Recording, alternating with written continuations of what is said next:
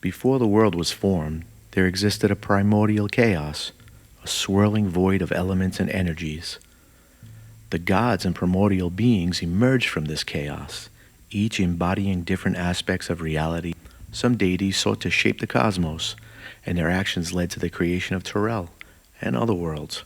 As a result of their divine actions, different planes of existence were formed. The material plane, which includes Terrell, where Vhaeraun is located, is just one of these planes, alongside other planes like the elemental plane, the outer planes, the astral plane, the Lockheed Martin F-35 Lightning II. No, wait, that's a different kind of plane. Alright, the material plane began to take form with the infusion of elements, magic, and divine energies. Mountains, oceans, forests, guacamole, and other creatures emerged as part of this creation. Depending on who you ask, the deities play a significant role in the shaping of Terrell. The gods are often associated with specific aspects of reality, such as nature, magic, war, and cookies. Cookies? Maybe just chocolate chip. Anyway, they have a direct influence on the world through their followers, avatars, and the various events and conflicts that occur. To be the first. To be the first of your kind means stepping into the unknown, venturing where no one has gone before, and I don't mean braving a gas station bathroom. This requires a combination of intellectual curiosity and a daring spirit. The latter requires a nose and stomach of steel. The pioneering individual embarks on a journey without the comfort of precedents or blueprints, embracing uncertainty and embracing the thrill of exploration. Whereas the rest stop thing will make you embrace any semblance of fresh air. When you are truly the first of your kind, and not just the first to test an idea or explore an area, like Io or Tiamat and Behemoth, every step, every breath is a first on new ground, wonder, and amazement. Each of these first beings of their kind, from the elves to the dragons, with that amazing first. Like all things on Terrell and Vhaeraun, all the planes of existence, that first could also be the last.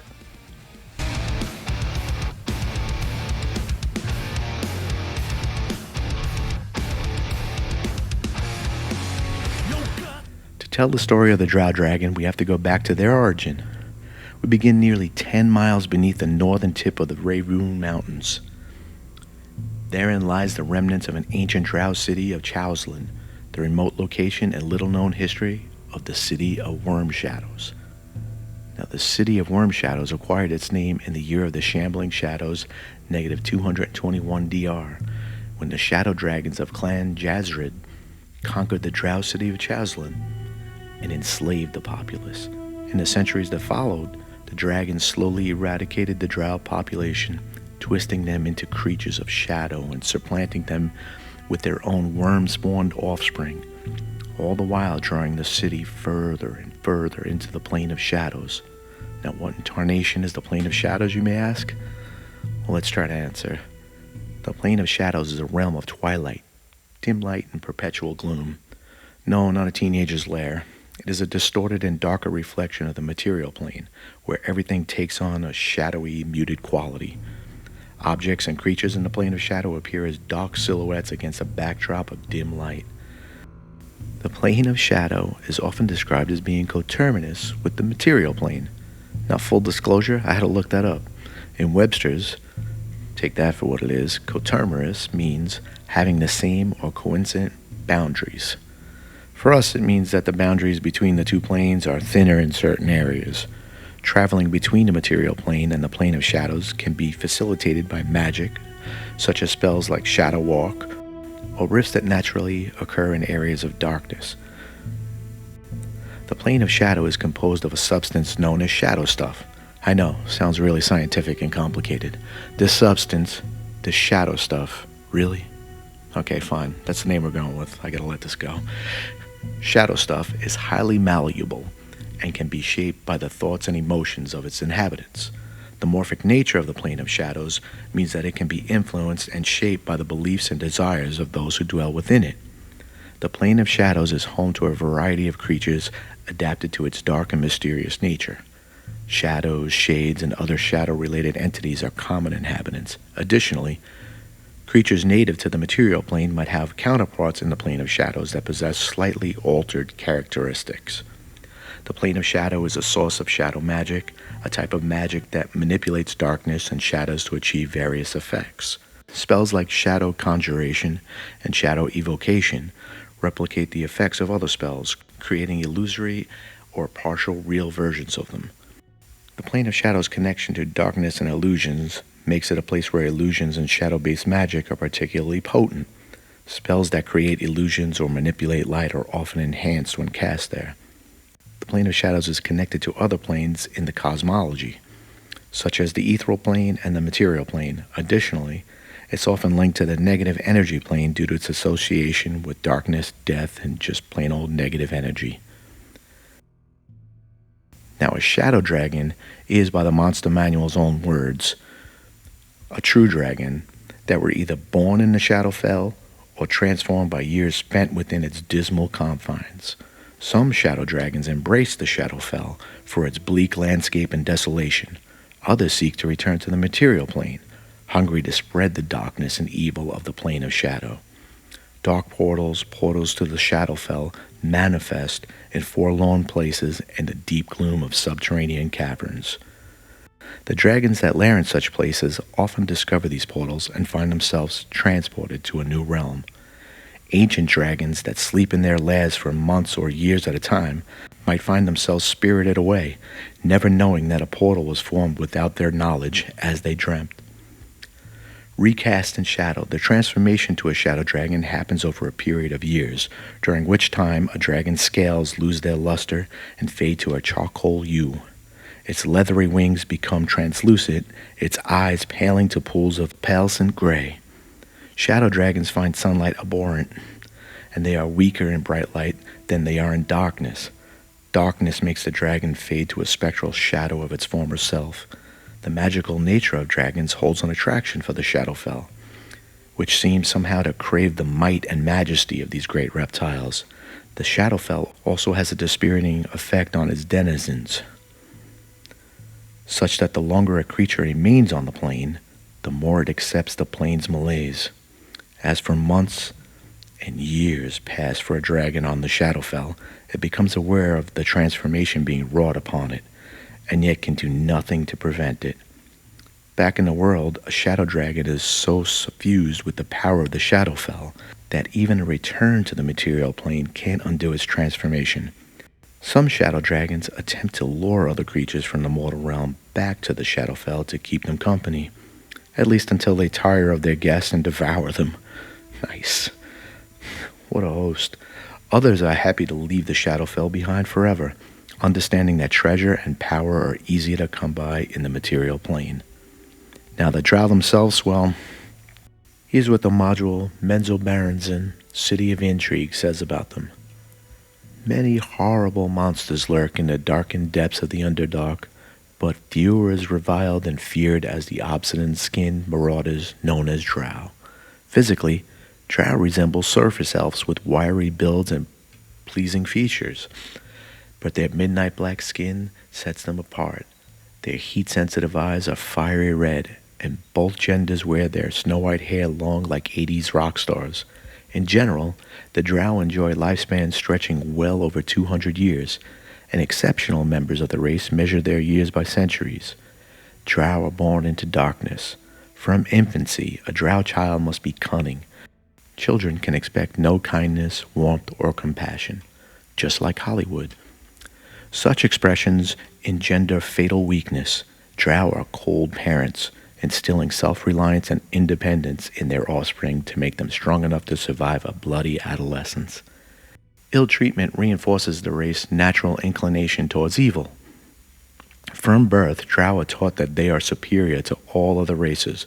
Those who lack the strength to defend themselves deserve to be used as the Drow see fit. Therefore, Drow are arrogant and condescending in all their dealings until they are shown reason to respect their associates. In the tongue of elves and fae, drow are referred to by several names. Several which I will put up that I cannot even pronounce.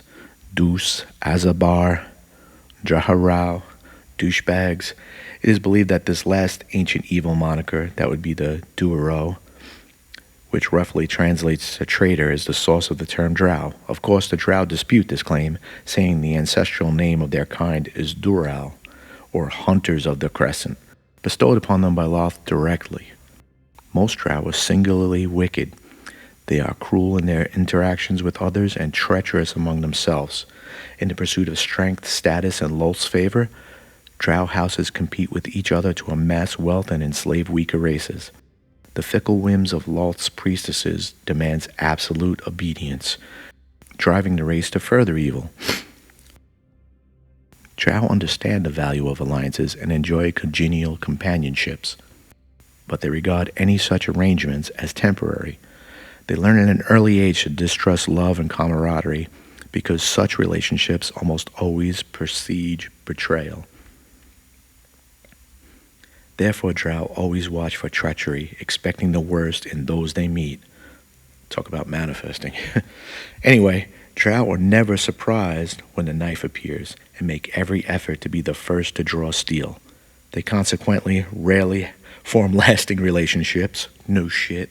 Sometimes the power behind one's throne is thin at best.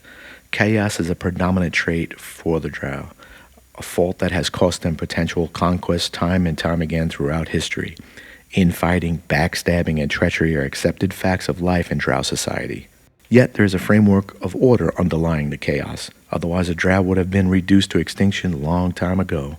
This framework is specific and unyielding, and the penalty for overstepping one's bounds within it is meted out in typical drow fashion without mercy.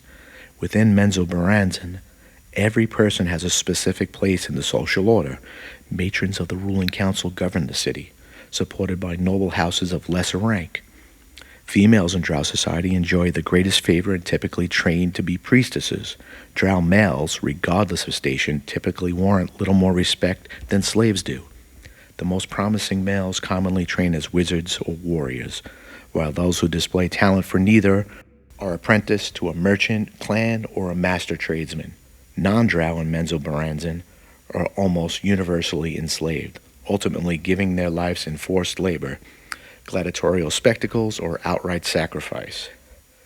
This leads us to the first Drow Dragon as far as I know, which turns the Drow matriarch on its head and combines these two deadly and wicked species together. I'm talking about one of the highest ever CR ratings bestowed upon a being in Dungeons & Dragons. And most people never heard of him or can pronounce his name, which I'm sure I'm going to butcher. But here we go. Clan Jaezred was a Drow Dragon and the patron grandfather of Jazred Chaulssin, as well as its founder. He is described as a patron grandfather, Mazukal of Chaulssin, chaotic evil male, great worm, Drow Dragon, sorcerer level 13 and assassin level 5 back in, I believe, Dungeons & Dragons version 3.5. The leader of the Jazred Chaulssin was born in the year of the Shadowblades, 27 DR, during the reign of the Shadow Dragons of Clan Jaezred, making him the oldest member of the House Jazred and one of the oldest surviving Chaulssin. Mazikal instinctively rebels against all forms of authority, refusing to accept any situation in which his power is not absolute. This rebellious streak formed the basis of his hatred for the Shadow Dragons of Clan Jaezred, accounts for his differences with the patriarchs of the Church of Vhaeraun, and forms the core of his hatred of the Spider King. Yes, he has a long list of people he dislikes greatly. Oh yes, and against most other Drow followers, he loathes Lolth. The patron grandfather is wholly committed to the ideals of the Jazred Chaulssin, and he views House Jazred as the living extension of his will. Mazikal is a fully developed Drow Dragon, and thus has all the abilities of a great worm Shadow Dragon. Like the other Drow Dragons, he did train himself in additional skills. Instead of fully relying on his inborn powers, in his case in the skills of both assassin and sorcerer. He was a skilled assassin. His ability to kill with one strike was further heightened through his abilities to deduce where to strike to kill his victims with that one strike, thanks to his, even by dragon standards, keen mind of a shadow dragon. While he was a capable assassin and had some spellcasting abilities from the profession, his truly dangerous abilities came from his sorcerer magic. Shadow dragons gained as they aged sorcerer abilities, which as Mazgul's stage were stronger than most people would gain throughout their entire lives. He trained these even further, so that the strength behind his spells reaches scopes that were well in epic territory. Mazgul preferred to use the drow form, appearing as an old man with broad shoulders, a wide chest, and thinning hair forming a widow's peak.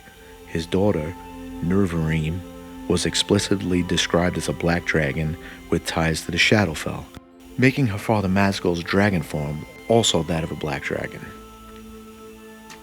To help put his ferocity and power in better perspective, an ancient black dragon is somewhere in the 400 hit point range with a breath weapon that can level a town with its 15d8 damage and a 22 dexterity saving throw, and that ancient black dragon is only a CR 21. Mazgul is a CR 40. Now Mazgul would retain his black dragon traits along with some new tricks, that being a shadow breath. Any damage dealing breath weapon possessed by the dragon deals necrotic damage instead of its original damage type, and if it was a black dragon that would be acid. A humanoid reduced to 0 hit points by this damage dies, and an undead shadow rises from its corpse and acts immediately after the dragon in the initiative count. The shadow is under the dragon's control. He would get damage resistances. The dragon has resistance to necrotic damage. His skill proficiency is stealth. The dragon's proficiency bonus is doubled for its dexterity checks, and then it would also get living shadow. While in dim light or darkness, the dragon has resistance to damage that isn't force, psychic, or radiant. He would also have shadow stealth, where in dim light or darkness, the dragon can take the hide action as a bonus action. Unfortunately, it comes with sunlight sensitivity. While in sunlight, the dragon has disadvantage on attack rolls, as well as on wisdom perception checks that rely on sight. And he would also come with a new action. If the dragon deals acid, cold, fire, lightning, or poison damage with its bite, change that damage type to necrotic.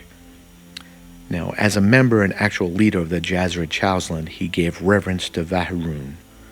While he did refer to the deity as his master, and also seemed to put some value to Vhaeraun's favor, religion never ruled over him. Now real quick about Vhaeraun, also called the Mask Lord, the Mask God of Night, the Shadow, and less frequently, the Shadow Lord, the Mask Mage, the Lord Shadow, and occasionally Ralph. Well, maybe not Ralph. He was the drow god of drow males, thievery, territory, shadow magic, spell flitchers, and evil activities on the surface, aimed to further drow goals, interest, and power there. Vhaeraun was the son of Arashni, who was Lolth. So he was the son of Lolth and Carillion Lorathian. He held the unique view among drow that males and females were equally valuable, and was primarily preyed to by drow males who sought a better life than slavery under Lolth's matriarchy. On one hand, Lolth encouraged her son's rivalry with her, for it appealed to her love of chaos and rice pudding. That's a guess on rice pudding. On the other hand, her son's success at swaying the drow to his cause, destroying her followers, her version of society, led her to consider him a threat. He amassed the second largest following among drow overall. He amassed the largest on the surface, and was an ever-expanding force to the point that Lolth eventually considered Vhaeraun her real enemy and rival. The two had no common ground. Lolth promoted favoritism towards females, while Vhaeraun promoted gender equality. The Spider Queen wanted surface elves to be sacrificed by her worshippers, while the Mask Lord urged his followers to cooperate with the surface elves. Lolth ordered her followers to keep drow society stagnant in every regard, while Vhaeraun attracted those who wanted change in their societal progress, economic growth, and territorial expansion. Lolth wanted to extinguish the Drow's race desire to return to the surface, and Vhaeraun encouraged settling the surface. Now back to our favorite Drow Dragon. Mazgul, at his core, was a rebel, like we said. He couldn't tolerate any person, organization, or even deity having a claim of power over him. This part of his personality showed in his hatred for his Shadow Dragon ancestors, who enslaved him and his people until about 634 DR. And in his hatred towards Lolth, and also his refusal to turn the Jazred Chaulssin into a private army of assassins of the Church of Vhaeraun, he saw House Jazred as a living extension of his will and was totally devoted to the Jazred's ideals. Now, the Jazred Chaulssin was a secret patriarchal organization based in Chaulssin, primarily consisting of skilled Shadow Dragon-blooded Drow assassins bent on ending the Drow race's slavery to Lolth. Mazgul was the driving force behind Jazred's assaults on Drow cities during the Silence of Lolth. The Silence of Lolth, also known as the Wrath of Lolth, was a period between 1372 DR and 1373 DR when Lolth stopped granting divine spells, would not respond to communion of any type, and stopped all physical planal travel to the demon web pits in the abyss. Now, Mazgul supported Nemor Imbrazel's plan and also defended him in front of the other patron fathers, who criticized his plan for being too risky to succeed. He was also very pleased with the success of Zamzrit Everharn and Ched Nasad, valuing the importance of breaking Lolth's clergy power higher than the semi-total destruction of that city. At the end of the Silence, he was unhappy with Nemor's failure of Menzoberranzan and agreed about his demotion from Anointed Blade's position. This all takes place in 2003 novel Condemnation by Richard Baker. It also takes place in the whole series, which is called War of the Spider Queen. Now, Mazgul's power, he and his like are Shadow Dragons, but at the same time also Drow.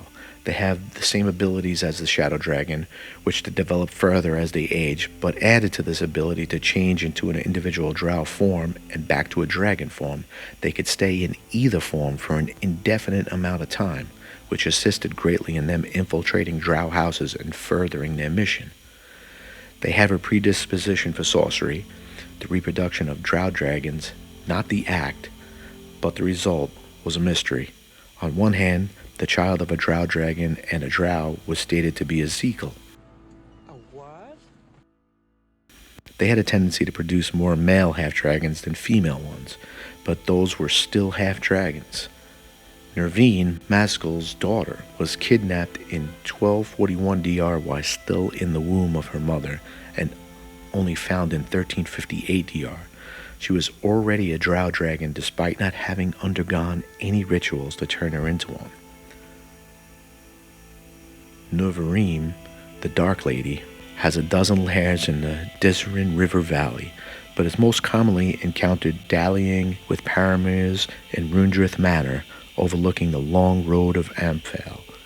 During the Rage of Dragons, Narine destroyed ambassadors from the city Yatar Seld before unleashing her fury on the sleepy village of Ovalin. Formerly a community of 600 or so farmers and cattle ranchers located between Sacomber and the Iron Forge, and now a graveyard, home only to the risen dead. After Sandmaster's defeat, Narine helped rebellious cult members in Yartar drive off Pox and the Salglees, the leaders of the Cell. The Dark Lady then toyed with the remnants of the cult cell for several months before revealing their secrets to the authorities in Yartar, forcing the new cell leaders to explore an alliance with the Church of Tiamat. Her story is truly awesome, and you can find some of it in Dragon Magazine 249, in a great article by her creator, Ed Greenwood, of course. Narine, the Dark Lady. I'll put a link to his channel below. Truly amazing stuff. Ed says of Narine's fate, the Drow Dragon is heading for a confrontation with massed adventuring bands.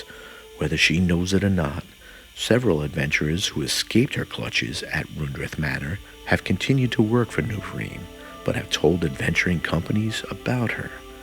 There seems to be a general mood among rulers of the adventurers in the Sword Coast north that Vhaeraun would be better off without her, and that it's fast becoming time to strike Narine down regardless of the price in blood she might exact. The warrior Angrathos, sword shatterer of Neverwinter, even tried to enlist the assistance of Clagimatter, an ambiguous green dragon, detailed in Dragon Magazine number 233, in a hunt to corner and destroy the Drow Dragon, but the Dragon of Cryptgarden Forest refused. Word of a connection between the Dark Lady of Ruined Matter and the Drow who can turn into a dragon is spreading fast, thanks to several minstrels, but this is a recent notion, not generally agreed upon fact, even among harpers and those learned or at least interested in affairs of dragons. A noose seems to be slowly tightening around Narine. She seems almost savagely welcoming it. Though whether she's seeking release through her own death or just a glorious fight remains a mystery, perhaps even in the clouded mind of the Dark Lady herself. Now back to some more of the history of the Drow Dragon. In the year of the Darkspawn 634 DR, the Shadow Dragons of Clan Jaezred were overthrown by their own half-drow, half-shadow dragon prodigy, known as a Zekly, who had mastered powerful planner magic in secret while purporting to serve their masters. Vhaeraun, a great shadow worm better known as Shimmergloom, escaped the carnage through the shadow plane, but the rest of his clan was slain and reanimated as spectral creatures. Shimmergloom was incidentally later slain by Brumir Battlehammer, king of Mithril Hall, and the companions of the hall. Not the Zekly, plural Zeklin, or half-shadow dragon Drow, were an offshoot of the Drow race, I presume as opposed to an offshoot of the shadow dragon combined with the Drow. Zekly had the abilities of a Drow and a half-dragon of shadow dragon patronage. They had the good natural dexterity of normal Drow, but their dragon blood erased the Drow's physical frailty. It also made them significantly stronger and enhanced their already keen intellect and charisma. Being Drow elves gave them good resistance against magic that affected their will and against enchantment in general, protection against spells and the immunity to sleep magic. Their dragon side provided them with an outright immunity against being paralyzed and draining of energy, and a thick hide to protect against physical attacks. They had claws and a bite usable in combat. Like any other Drow, they had dark vision, but also gained low light vision. They could create dancing lights, fairy fire, and darkness each once a day. Furthermore, they had the ability to breathe out a cone of shadows that would weaken overall any foes caught in the area. They could do this once a day. A distinctive feature of Chaulssin Zekly was a pair of wings on their back that allowed them to fly faster than they could move on land. Normally only half-dragons of the species larger than Drow could have wings. Zekly had a predisposition for the roguish arts, with a natural skill in intimidation, as well as an elf's normal keen senses. Okay, where were we? Alright, Year of the Darkspawn, 634 DR. In the century that followed, the newly emancipated began to build their city using wealth plundered from their forefathers' hordes. During this period, Drow missionaries from Chad Nasad, Jacqueline, and Menzoberranzan arrived to preach the word of Lolth, but were repeatedly rebuffed by the ruling patriarchy. Now when they say Drow missionaries, I immediately thought of these Drow coming with their Lolth books and their white button-up shirts and food and clothes for the inhabitants, of course, also being Drow. The food would be poisoned and cloths would enslave, but back to the history. In the Year of the Visions, 734 DR, Vhaeraun appeared to Chaulssin's leaders in a shared dream and revealed to them that the Spider Queen had decided to punish them for their defiance. In accordance with Lolth's will, the ruling council of Menzoberranzan had dispatched a massive army to conquer the City of Wyrmshadows. After hurried debate, Chaulssin patriarchs chose to withdraw rather than make a suicidal stand. Drawing on their studies of the plane lore, Chaulssin open portals throughout the city to the Plane of Shadows through which to flee. Menzo Baranzan's army arrived in a few days to find an abandoned city wrapped in coils of the Shadow Fringe. After suffering grievous losses to monsters from the Plane of Shadows, with little to show for their expedition, the Menzo Baranzan claimed victory and retreated, accrediting the flight of the Chazrin to the might of the Spider Queen. On the Plane of Shadows, Chazrin encountered all manner of dangerous creatures, but at least initially no hostile armies intent on their destruction. After a forced march through miles of shadowy caverns, they reached the abandoned lairs of their draconic ancestors and claimed them for their own. The shadow city of Chaulssin struggled for many years before the Chazrin established a real foothold on the Plane of Shadows, and in so doing its populace gave up a large measure of extraplanal prime nature. In other words, a significant fraction of the populace acquired the Shadowlands template. Once the Chazrin population stabilized, the city began to thrive and the inhabitants became a threat to other planal interlopers, including the scones of Clan Malaug, and to a lesser extent, to Shadowvar of Thenthalar. Try saying that 3 times fast. Tholtanthar. There you go. In the Year of Crimson Thorn, 792 DR, the priesthood of Vhaeraun revealed that the ranks of Chazrin's leadership had been heavily infiltrated by the Malaugryms. Now, the Malaugryms are also known as Shadow Masters, and collectively as Clan Malaug, were immortal and evil shapeshifters who clashed with many Vhaeraun's greatest heroes, most notably Elminster. These shapeshifters were superior to many, if not most, other races, both physically and mentally. In their natural state, which they almost never revealed, they appeared as a spherical mass of rubbery flesh, about 4 feet in diameter.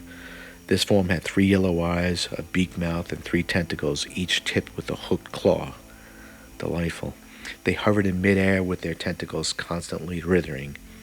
When transformed into the shape of a humanoid or another creature, that form's eyes would have an extremely faint yellow glow. This was often the only indication that a person or creature was in fact a Malaughrym.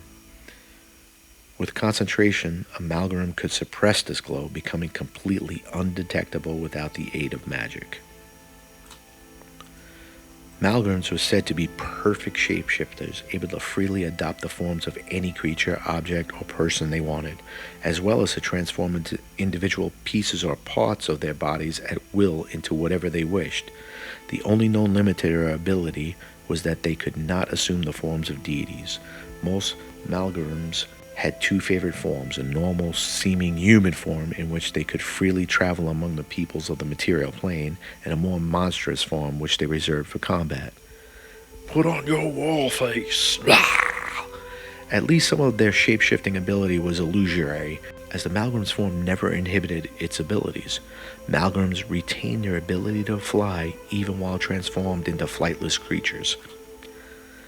Now, after a day of bloody battles, the shapeshifters were unmasked and put to the sword, but only at the cost of many lives and the collapse of the city's patriarchy. In response, the Church of Vhaeraun assumed power and founded House Jaezred, an elite brotherhood of assassins trained to ferret out and kill shape-shifting interlopers. In the years that followed, the conflict between Chaulssin and Clan Malaug waxed and waned, and neither gained permanent advantage. Over time, however, by carefully studying their foes and stealing what secrets they could, the Zekly learned to split their dual natures into 2 alternate forms, one Drow and the other Draconic, creating the first Drow Dragons. With this new power at their disposal, the Chazrin were finally able to hold their own against the Malaughrym and other shadow threats as well. Responsibility for stealing Clan Malaug's secret fell to House Jaezred, and their success thrust the patron fathers of the Brotherhood into a position of increasing respect and leadership among the Chazrin that threatened to eclipse the authority of the ruling Vhaeraun priesthood. To avoid civil strife and to fill the Chazrin's debt to the Masked Lord, the patriarchs of House Jaezred agreed to return to Vhaeraun, where they would work to undermine the rule of the Spider Queen.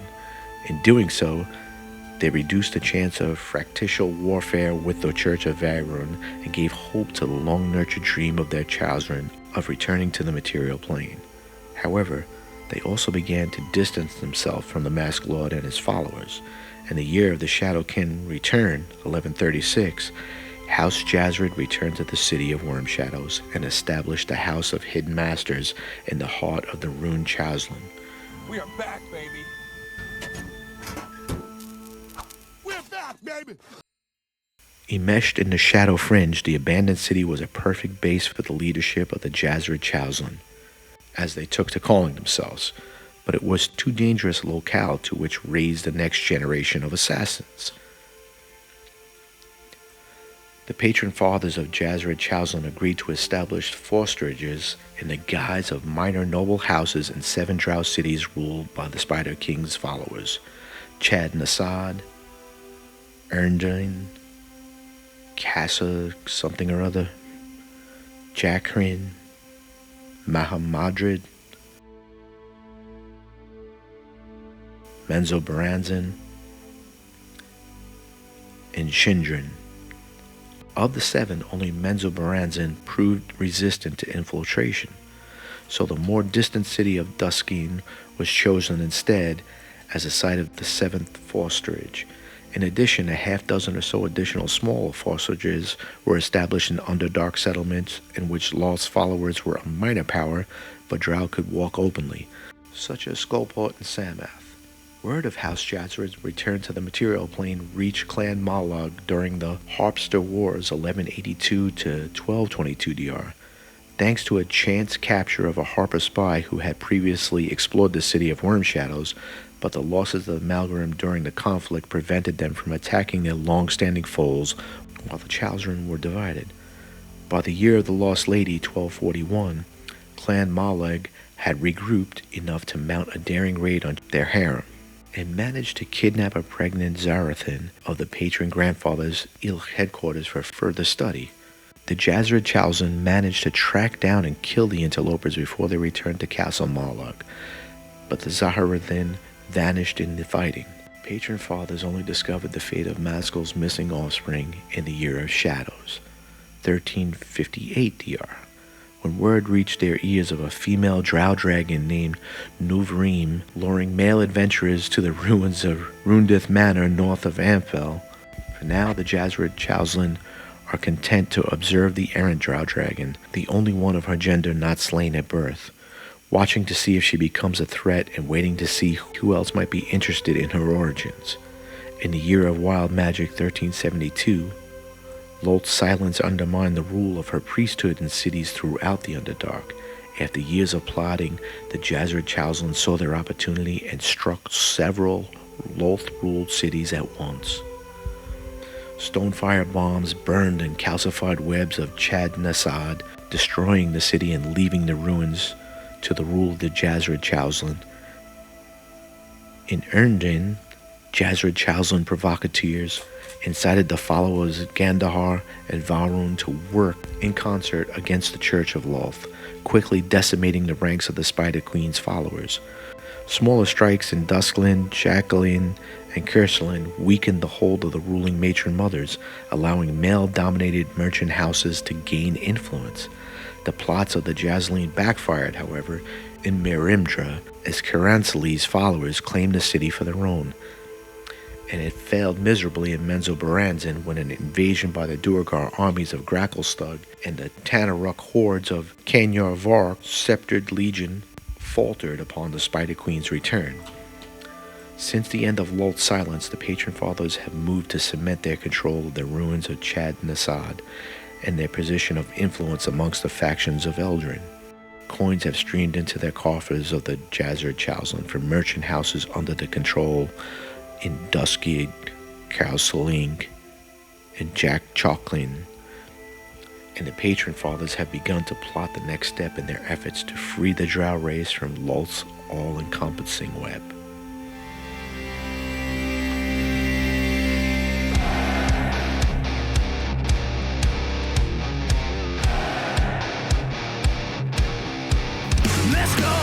So to summarize, the Drow Dragon was not a race that sprung up on its own. All Drow Dragons trace their ancestry back to the Clan Jaezred, a clan of shadow dragons who enslaved the Drows of the city of Chaulssin in negative 221 DR, but in true Drow fashion were killed by their own half-dragon offspring and servants in 634 DR.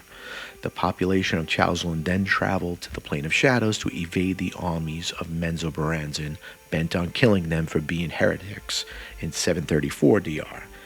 After founding their city, Chaulssin, they came into conflict with the clan Malaug.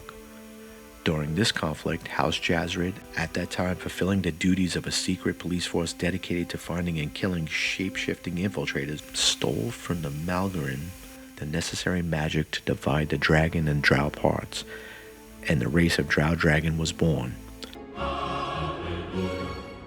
In 1136 DR, House Jazred, with its few Drow Dragons, returned to Torel in 1372 DR. 9 Drow Dragons were known to exist in Torel. It is unknown how many of them are still alive back in the Shadowfell and Chaulssin. Now, the Jazred Chaulssin has all members of the leadership are Drow Dragons who held at least some aptitude for assassination. Mazgul Jazred, born in 27 DR, he was a great worm, Drow Dragon, sorcerer, and assassin who appeared as a healthy but aged Drow. He was the founder of the Jazred Chaulssin and their oldest member. The Drow Dragon is truly a rare and unique breed. We want to thank Dragon Lordess 1 for the suggestion. This was a great rabbit hole to go down. If you follow the channel, you know I'm a big Dritz Durden fan, and I love R.A. Salvatore's series of books and all things Underdark, basically. Much for the Darklands and the Underdark crossover. Now, if you stuck around this long, zap that like and tickle that subscribe button, and we will see you real soon with some more monstery goodness. Until then, stay frosty and aware, beautiful people. Thank you. Thank you very much.